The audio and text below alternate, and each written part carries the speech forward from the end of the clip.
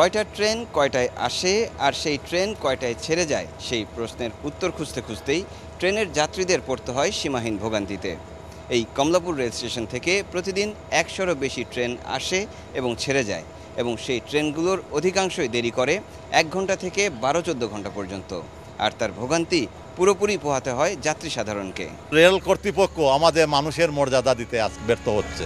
আমরা গন্তব্যস্থলে সকালে পৌঁছতে পারতেছি না, কোনো মেসেজ দিচ্ছে না, এটা খুব খারাপ।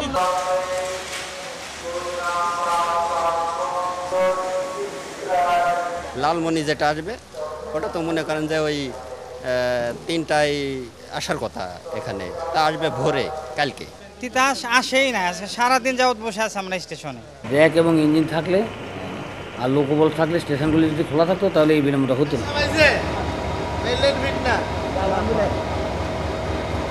ইঞ্জিন কম মানে অনেক কম, 1/3 আছে ইঞ্জিন, যা $10 যা দরকার তার 3 ভাগের 1 ভাগ আছে। আর্থিকভাবে বাংলাদেশ রেলওয়ে একটি লোকসানি প্রতিষ্ঠান হলেও প্রতিদিনই ট্রেনের টিকিট কাটতে গিয়ে নাকাল হতে হয় যাত্রী সাধারণের। কাউন্টারে টিকিট পাওয়া যায় না, সেই টিকিট কিনতে হয় 2 গুণ বা 3 গুণ বেশি দাম দিয়ে ব্ল্যাক মার্কেট থেকে। 150 টাকা টিকিট লাগে, অথচ 250 টাকা আমরা দুদিন আগে নিয়ে গেছি। 150 টাকার টিকিট 300 টাকা দিয়ে নিচ্ছি এখন ব্ল্যাক থেকে, কোনো উপায় নেই। দেখা যায় যে 60% টিকিটই ওই যে আপনি পূর্ব পাশে নার্সারিতে যান, ওইখানে গেলে পাবেন, অলওয়েজ টিকিট পাবেন ওইখানে এবং চড়া মূল্যে। কোনো অভিযোগ আসে নাই, এমনকি আমার অভিযোগ খাতা আছে স্টেশনে, অভিযোগ খাতায় কোনো কিছু লিখিত নাই। না, এটা কত দিয়ে বেচবেন দেখি? আমি 100 টাকা দিতে পারি। 345 টাকার টিকিট 600 টাকা যাচ্ছে। হ্যাঁ, অনেকে তাই যাচ্ছে। 400 টাকা দিলে হবে না? হ্যাঁ ভাই, আরে ভাই 400 টাকা কিনা আছে।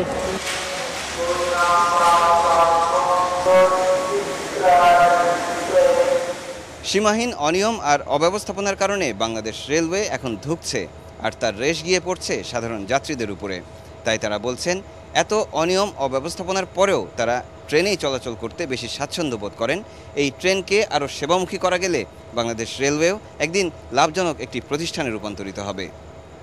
মহসিনুল হাকিম, এটিএন নিউজ, ঢাকা।